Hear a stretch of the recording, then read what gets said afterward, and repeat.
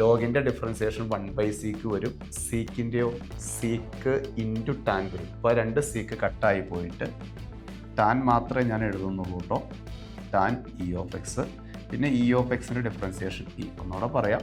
ലോഗിൻ്റെ 1/സീക്ക് വരും. സീക്കിൻ്റെ seek into tan വരും. Seek കട്ടായി 2 + 3 + 5 + 10 + 11 + 13 + 15 + 21. 2 ഒബ്സർവേഷൻ ഉണ്ട്. 2 ഒബ്സർവേഷൻ എന്താണെന്ന് അറിയില്ല. 8 തന്നിട്ടുള്ളൂ. 2 ഒബ്സർവേഷൻ എയും ബിയും ഒന്നും എടുത്തു. 10 എന്ന് പറയുന്നത് 9 ആണ്. Here a² becomes 6 because 6 is greater. Greater denominator is taken as a². This becomes b² because cos theta lies between 0 and 1. Cos square theta lies between 0. 6 into cos square theta is less than 6.